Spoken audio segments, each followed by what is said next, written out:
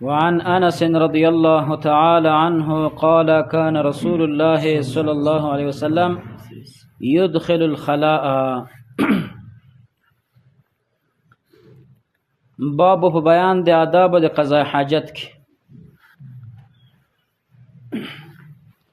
یو د هغه امورونه یو د هغه کارونه چې روزانه انسان هغه ته احتیاج لري، هغه قضاء حاجت ته. او په دې کې د الله رب العالمین جدا حکمتونه دي چې انسان یې دې ته محتاج کړی دی. دا به ان شاء الله د جمعې خطبه کې التکبر په بحث کې ان شاء الله د دې حکمتونه بیان کړو. دا ناشنا یو حکمتونه دي چې الله رب العالمین انسان دې ته حاجت پیدا کړی دی. نو د دې آداب بیانېږي. شریعت هیڅ داسې مسله نه ده پرېښې چې زموږ او ستاسو ضرورت وي ورته او شریعت دغه پرېښې وي.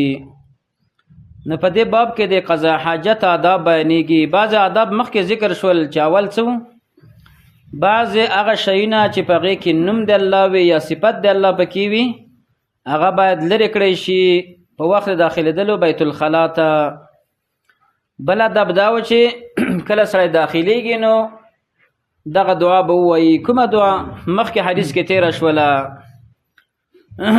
د دې سره یو مسله یوه موضوع یاده شوله، هغه دا ده چې د اذکارو یادول ما د شنبې په شپه باندې به دا شروع کړو، ځکه اوس بعضې دعاګانې دي چې ډېرو انسانانو ته نه دي زده او ضرور دی چې هغه ویلی شي. بیت الخلا ته سړی داخلېږي، کومه دعا به وایي؟ دا به چا ته یادوي؟ یعنې ډېر کسانو ته به نه وي یاده. پوښتنه به نه کوو، وجه دا ده چې ډېر انسانان داسې دي چې هغوی مصرفه شوي دي په دنیا باندې یا نور، او د دغه شیانو نه څه دي دغسې پاتې شوي دي. یو وخت کې په غزني کې وو، نو د جنازې نه وروسته ما د فکر کولو ما ډېر کسان به داسې وي چې د جنازه به هم نه وي زده. نو بله ورځ مې یو د پوهنتون محصل ته ورته ویلې، طب محصل و، جنازې کومه دعا ده ولکې راته یادوي. نو مغه د ما خبره شوله. نو ډېر کسان دغسې شته جنازې ته حاضرېږي لیکن د جنازې دعا به یې نه وي زده. نو دارنګه بیت الخلا ته به سړی داخلېږي، دعا به یې نه وي زده. موږ خو دلته آداب بیانوو، لیکن د دې لپاره مسله دا هم ضروره ده چې د ذکر اذکار شروع کړو. نو دې لپاره په آخر کې د تبلیغانو خبره وروسته به دا خبره وکړو چې چا اراده شته د دې ته، او که د چا نه وي ارادې ورته وکړه. په اراده باندې تبلیغان وایي چې الله راضي کېږي. نو راځو خپل درس ته. وکانه و رسول الله صلی الله علیه وسلم یدخل الخلا، چې کله به تللو الخلا صحرا ته. دلته د خلا نه مراد صحرا ده. وجه دا ده چې وروسته د الفاظ د حدیث په دې باندې دلیل دی چې اداوة من ماء وعنزه، دا په دلیل دی. نو فاحملو، نو ما به پورته کولو، انا ما و غلام یو هلک نحوي زما په شان ته. څوک فرمایي؟ انس فرمایي اداوتن یو مشکیزه یا اداوتن یو لوښی من ماین دوبونه، وعنزتن او عنزه نیزې ته وایي چې په سر کې څه وي وسپنه وي، امسا چې په سر کې څه وي وسپنه وي. فیستنجي بالماء، نبی اسلام به په اوبو سره استنجا کوله. نو د حدیث نه بعضې فواید هغه دا دي. انس رضی الله تعالی عنه ته الله رب العالمین دا شرافت ورکړی و چې د نبی علیه السلام خادم پاتې شوی دی. د اوچت کس خادم پاتې کېدل دا هم یو شرافت دی، او خاص کر انبیا علیهم السلام. مور یې راوستلو مدینه کې و، نبی علیه السلام ته خوید وکړه یا رسول الله دا ستا خادم شو. نو 10 کاله د نبی علیه السلام خدمت یې کړی دی صحابي، او ډېر روایتونه هم نقل کړي دي. بهترین صحابي دی، او رسول صلی الله علیه وسلم دته دعا هم کړې وه چې الله مال یې زیات کړي، عمر یې زیات کړي، بچي یې زیات کړي. نو ډېر بچي الله ورکړي، ډېر اوږد عمر الله ورکړی و، او ډېر مالونه. سیرت کې راځي د باغ به په کال کې 2 ځله میوه کوله. نو یو فائدہ دا شوله شرافت د انس معلوم شول ترنه. بله مسله دا ثابته شوله چې کله انسان قضا حاجت ته ځي نو هغه به تستر او پرده کوي. دا بله مسله ثابته شوله. بله مسله د دې نه دا ثابته شوله چې دا اوبه د څه دپاره وروړل دی. د دې حکمت دا دی چې نبي اسلام په هغې باندې استنجا وکړي. بیا په استنجا کولو کې 3 طریقې دي. یوه طریقه دا ده چې یوازې په لوټه باندې کلوخ باندې لوټه په تیږه باندې استنجا وکړی شي. دا هم جایزه ده، یعنې اوبه ورسره استعمال نه کړی شي. دومه طریقه دا ده چې یوازې په اوبه باندې وکړی شي. لکه اوس دا عادت ډېر دی ځکه هر تشناب کې اوبه شته دي، نو یوازې په اوبه باندې دا هم جایز، دا هم ډېره ښه پاکي راولي. درېیمه طریقه دا ده جمع ده په مابین د دواړو څیزونو کې. لکه انسان لاړ شي دشتې ته قضا حاجت ته لاړ شي، دغه نه چې وروسته راشي هلته هم استنجا وکړي په لوټو باندې، بیا کور ته چې راشي اودس کوي نو بیا استنجا په اوبو باندې وکړي. دا 3 طریقې دي. نو په 3 طریقو باندې استنجا ثابته ده. پخوا به مثلا دا مسله خلکو کې داسې مشهوره وه چې سړی په کاڼو باندې په لوټه باندې اودس وچ کړي نو بیا به ضرورت څه ته وي اوبو ته، په اوبو باندې به سره استنجا کوي. نه، ضرورت بیا نشته دی. یعنې که څوک په هغې باندې اکتفا کوي دا هم کافي ده. دا مسله ثابته شوله. بله مسله دلته دا ثابته ده چې وعنزتن، عنزه به د نبي علیه السلام سره وړل کېدله. د دې څه حکمت؟ یو حکمت علما دا بیانوي چې نبی علیه السلام به په د عنازې سره ځان ته ځمکه پستوله، یعنې نرموله به. د دې څه وجه ده؟ وجه دا ده چې کله انسان په قضاجت کینی د باولو د ادرار څاڅکي انسان ته بادېږي، نو چې ځمکه پسته کړی شي نو که بیا د ادرار کوي نو هغه به انسان ته نه ور بادېږي، او دا بیا سبب د چا کېږي؟ دا سبب د قبر د عذاب کېږي. د قبر عذاب د یو څو شیونو نه جوړېږي. 2 شیونه په یو حدیث کې ذکر شوي دي چې یو د باولو د څاڅکو نه به ځان نه ساتلو، بل سخنچیني به کوله. دا ګوره اسباب د عذاب قبر دي. نو د دې حدیث په حکمت کې د عنازې هغه دا بیان شوی چې نبي اسلام په هغې باندې ځان ته ځمکه پستوله. د دې نه دا ادب هم راووتل چې موږ او تاسو کله داسې ځای کې بول ته کینو چې هغه ځمکه کلکه وي او د بولو څاڅکي انسان ته بادېږي، باید هغه په یو شي باندې نرمه کړی شي. دا فایده راووتله. بله فایده د حدیث نه دا هم راووتله چې خدمت اخیستل د چا نه؟ د احرارو نه. یو خو غلامان وي، یو احرار وي، آزاد خلک. د دې نه هم سړی خدمت اخیستلی شي. په چا کې؟ په دې اوبو کې، اوبو راوړلو کې. نو دا مثلا ترېنه ثابته شوله. کله کله سړی غلام نه اخلي، کله کله سړی د چا نه اخلي؟ د احرارو د آزادو خلکو نه چې هغه بچي وي یا دارنګه خادمان وي، دارنګه شاګردان وي د دې نه. نو دا به انشاءالله په هغه کې نه داخلیږي په تکبر کې. خو لیکن د دې نه داسې یو شی جوړول لکه د بعضې انسانان، بعضې نارینه، ما دا په د حقوق الزوجینو کې هم دا مسله ذکر کړې وه. بعضې انسانان داسې استراحت طلبه دي چې هغه اوبه هم ځان ته نه اچوي. په افتابه کې په کوزه کې څه وایي؟ ښځې ته ویله دا اوبه رپسې راوړه، اوبه راوړه. او کله کله مثلا د شپې هم راپورته کېږي، ما ته اوبه تیاره کړه. سړی دا په خپله تیاره کاسې هم پورته شوی. نو زنانه ته دومره تکلیف نه دی ورکول پکار. نو خدمت اخیستل ترېنه پکار دی او اخیستلی شي سړی ترېنه، خو دومره اندازه کې هم نه لکه د بعضې انسانان څه وي ډېر استراحت طلبه وي. بل حدیث راوړي وعن المغیرة بن شعبة رضی الله تعالی عنه قال لي رسول الله صلى الله عليه وسلم خذ الإداوة فانطلق حتى توارى عني فقضى حاجته. مغیرة بن شعبة فرمایي چې ما ته وویل رسول الله صلی الله علیه وسلم خذ الإداوة د لوښی راواخله. فانطلقا نو روان شو نبی اسلام حتی تر دې پورې توارى چې هغه پټ شو عني زمانه فقضى حاجته، نه حاجت یې پوره کړلو. دم هغه مسائل دي کوم چې مخکې ذکر شول. اوله مسله دلته دا ده چې انسان به خپل عورت نه ښکاره کوي. د عورت ښکاره کول دا ګناه کبیره ده. که هغه زنانه وي د زنانه ټول بدن عورت دی، ویښتان یې عورت دي، دارنګه مخ یې عورت نه دی. په دې کې د علماو اختلاف شته. نو زنانه به هم عورت نه ښکاره کوي. ګورئ عورت به دوه قسمه ده، یو عورت غلیظه ده، یو غیر غلیظه ده. هغه چې ده عورت غلیظه بیا معلوم ده. که هغه عورت غلیظه وي که عام عورت وي نو انسان به خپل عورت نه ښکاره کوي. دا یوه مسله ثابته شو.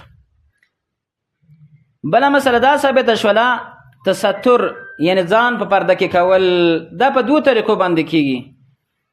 یوه طریقه دا ده چې سړی په صحرا کې وي نو لارې به د خلکو نه لاړ شي چې د خلکو نظر نه ورباندې لګېږي.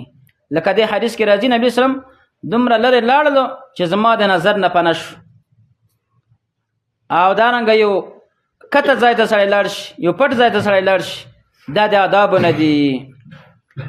دا خلک په آدابو نه دي خبر چې د خلکو په مخ کې په دې کوڅو کې په دې لارو کې یو بل ته مخامخ ناست وي یا یو څنګ بل څنګ د سره ناست وي. د ښاریاتو کې دا شی نه ډېر دي. کابل خو بیخي داسې دی چې ډېر مردارای شروع کړی دی. شرعي طریقې سره هم د مردارای دی، هسې عقلي طریقې سره هم د مردارای دی. ښار د سړی لاړ شي یو د بل څنګ ته ناست وي سره.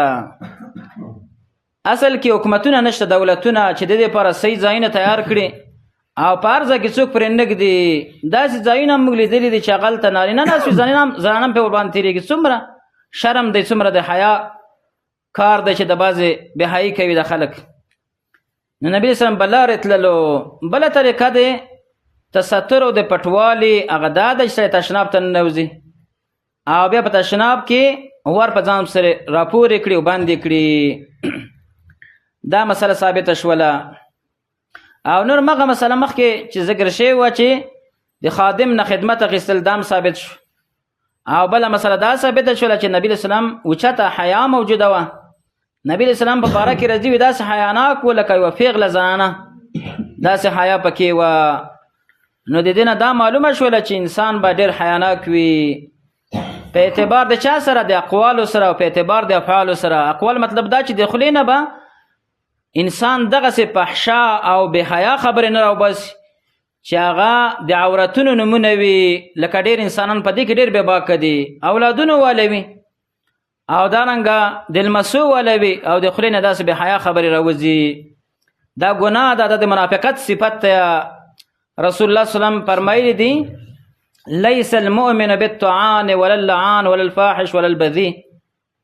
مؤمن به طعن کوونکی نه وي، ښیرا کوونکی به نه وي، دارنګه عیب ویونکی به نه وي، دارنګه د خولې نه فحشا او بې حیا خبرې ایستونکی به نه وي. دا د منافقت صفت ته. نو فقضى حاجته، نو حاجت پورا کړ. وعن ابي هريره رضي الله تعالى عنه قال فرمای قال رسول الله فرمایل اتقوا اللعانين اتقوا اللعانين. د دوو څیزونو نه ځان وساتئ. کوم دوه څیزونه؟ هغه دوه څیزونه چې هغه سبب د لعنت جوړیږي. هغه دوه څیزونه چې سبب د لعنت جوړیږي. یو څه شی دی؟ الذي هغه چیز یتخلى فی طریق الناس، چې حاجت پوره کوي د خلکو په لاره کې، او ظلهم یا د خلکو په سوره کې. ببل روایت کې راځي ابو داود کې او الموارد د خلکو په لاره په عامه لاره کې. طریق الناس هم لارې ته ویل کی. الموارد بیا چاته ویل کیږي؟ هغه ته ویل کېږي ګودرونو ته. ګودر چاته وي؟ دا په د اطرافونو کې وي. کوم ځای کې چې چشمه وي، چینه، هغې ته د کلي زنانه ورځي او د هغې ځای نه کور ته اوبه راوړي، هغې ته موارد ویلی کي. ولبزه اتقوا الملاعن الثلاثه، تاسو ځان وساتئ د دریو څیزونو نه چې هغه سبب د لعنت کېږي. البراز فی الموارد وقارعة الطریق، او په عامه لاره کې، والظل او په سیوري کې، او دارنګه په بل روایت کې داسې راځي طبراني کې راغلی دی تحت اشجار المثمره ته هغه ونو لاندې به هم سره قضا حاجت نه کوي چې هغه څه وي میوهدارې وي وظیفة النهر الجاري او د نهر جاری یعنی د یو سیند چې هغه جاری وي روان وي د هغې په غاړه باندې ځکه د خلک ورځي اوبه راوړي مالونه اوبه کوي یا نور کارونه کوي دا حدیث مشتمل دی په بعضو فوایدو سره یوه پایله د حدیث نه دا ثابته شوله چې په عامه لاره کې بول براز کول دا ناروا دي ډک اودس ماته وي که تش اودس ماته وي دا به سړی نه کوي دارنګه د خلکو په سیورو کې یعنی هغه سیورې چې خلک هغې ته ورځي هلته ته لاندې کښېني که هغه دیوال سیوری که د ونې سیوری وي پخوا خو به د ونې سیوری وي نو د ونې سیوري لاندې د څوک څه نه کوي بول براز دی نه کوي قضا حاجت دی نه کوي دا حرام کار دی دارنګه هغه ځایونه کې دی نه کوي چې هلته خلک ځي اوبه راوړي د کلي زنانه ځي نارینه ځي اوبه راوړي هغې ته موارد ویلی کېږي نو په هغې کې به هم نه کوي عامه لاره په هغه کې به هم نه کښېني بعض انسانان دغسې وي دا ډېره لویه ګناه ده دا اصل کې تهذیب او اخلاق دغه انسانانو نه دي زده کړي بله مسله د دې نه دا ثابته شوله چې هغه ونو لاندې به هم سړی نه کښېني کومې ونې لاندې چې میوه وي یعنې دا ونه میوهداره وي وجه دا ده چې دلته انسان قضا حاجت وکړو نو سبا به میوه پکې راپرېوتې وي د هغې نه بیا خلک استفاده نه شي کولی ضرر یې ورکړو خلکو ته او دارنګه هغه ونې چې هغه سیوري لري او خلک ترېنه استفاده کوي هلته به هم نه کښېني عامه ونه لاندې کېناستلی شي لکه نبي علیه السلام ناست هغه ونه چې یا میوه نشته میوهداره نه ده او یا د هغې لاندې خلک کښېني نه نو د هغې لاندې بیا سړی کېناستلی شي بله مسله دا ثابته شوله چې بعضې کارونه چې هغه سبب د لعنت ګرځېږي هغه کوم دي دا شیونه شوله دې نه دا مسله ثابته شوله چې کله کله یو انسان ته د یو څیز نه ضرر رسیږي ضرر نو بیا سړی هغې ضرر رسونکي انسان ته خیرا کولی شي یعنی خیرا جایز ده دا مسله موږ په تفسیر کې هم ذکر کړې وه چې خیرا کول